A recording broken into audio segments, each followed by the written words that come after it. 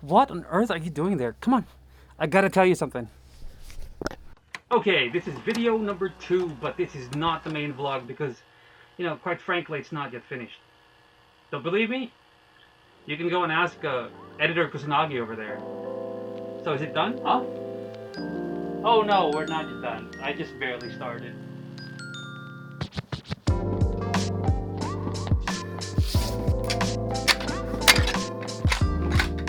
I know you're wondering why I'm doing bicycles while making this video, but you might be surprised to learn that it has something to do with why I'm making an entirely new series for this channel. I'm killing 2 birds with 1 stone. Well, that's 148. Well, that's 140. Done. Okay, look, come here. See this clock right here? Oh shit. It's a little bit past midnight, right? Now is the only time I have to be able to work out and also make this video right here that I want to upload by, well, I was going to say tomorrow, but later. 2 birds, 1 stone. By the way, for those of you that have subscribed in the past 7 days, the reaction to the first video and the first vlog ever on this channel has been overwhelmingly positive. I want to thank each and every one of you that subscribed, that commented, that told me that they have the same journey and have the same mindset of not giving up and having a dream. And some of you that also want to be mangakas and also want to be, doing creative things. I really appreciate all the positive things that you said, and I hope you grow with me, and I hope to take you with me on this journey, as I said in the video. Genuine thanks. I can't stress enough that I appreciate each and every one of you. And now that I've said that, if you ever get a report from Japan that there has been a murdered foreigner in an apartment in a suburb in Tokyo, and it looks like me, please tell them that my neighbor probably killed me because I was being too loud past midnight. Thank you. When I was going around Shibuya during Halloween, I tried to record each and every single second because I didn't want to miss any kind of moment or bizarre event or interesting costume, person, or animal that was walking around Shibuya that night. So basically I was walking around and I took 4 hours of footage. So that meant that I was essentially sitting on 4 hours worth of footage represented by this circle right here. But even if I took every single interesting thing from that footage, I wouldn't be able to make a compelling video because that would either be too long or it would be just too much of the same thing. So the only thing that I got is probably like this much. Obviously, all that white space, yellow space, meant that I had so much footage that may contain interesting things, but they were not being used. So that brings me to this endeavor right here. I'm going to call this Kusanagi Vlogs, a segment where I can actually share my interesting experiences or footage that I cannot put inside the vlog, but I really want to share with you guys.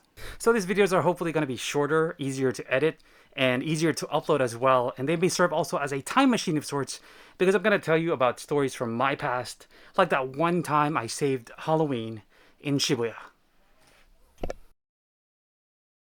The footage in question starts off tame enough with a very unremarkable coincidence of 2 Harry Potters passing by 2 Kikis from Kiki's Delivery Service, which in an alternate universe I firmly believe would result in an epic battle between wizards and witches.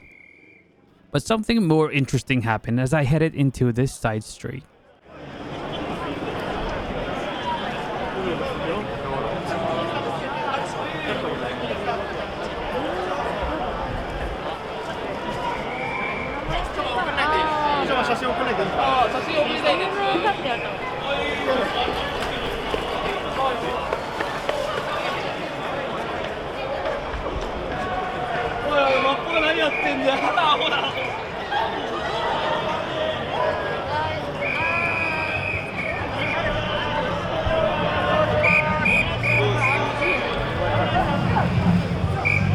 Did you catch that?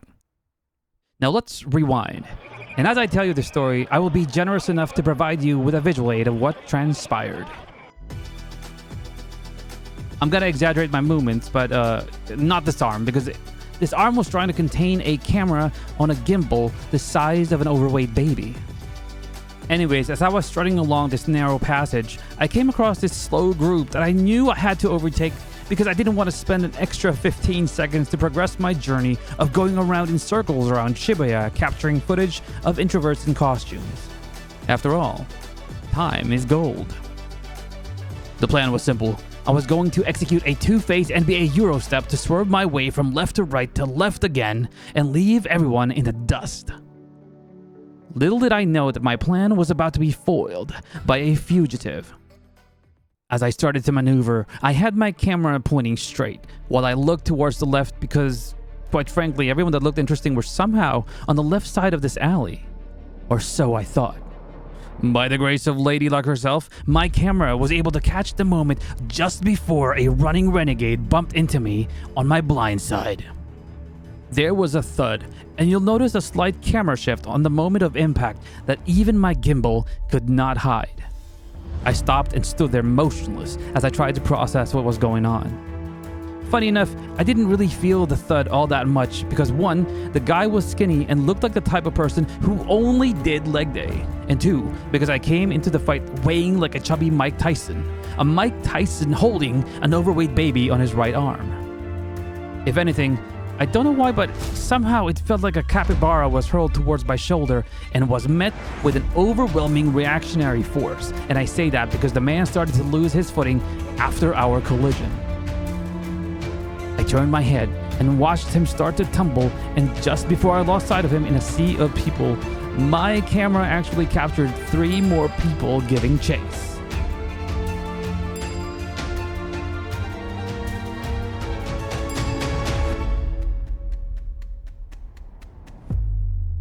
Fortunately, or unfortunately, depending on how you view it, nothing truly dramatic happened after they had already pinned the guy on the ground. And I'll never get credit for inadvertently aiding those police officers who clearly were being outpaced by Mr. Running Man prior to the collision.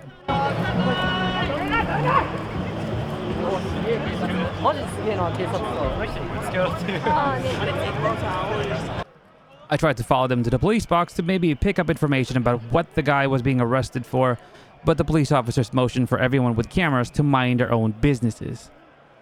And I did not want to be the second person to be detained that night, so I obliged. And I left. Okay, for some of you, that might not have been such an interesting story to tell, but believe me, for someone who's lived in Japan for quite some time, even petty crimes are kind of unheard of. And also, I have a major takeaway from that story, because that story kind of reminded me that I should always be prepared for things that come my way, of opportunities that maybe present themselves even when I'm not aware of them. Because sometimes in life you get blindsided by opportunities that come your way, but you're not aware of them and you're not present in the moment. So you miss those opportunities and life passes you by at times. As you noticed from that story, I told you about how the guy tumbled, but you never really had any evidence of that. And you only had to believe what I said. But believe me, that happened. He really tumbled and fell.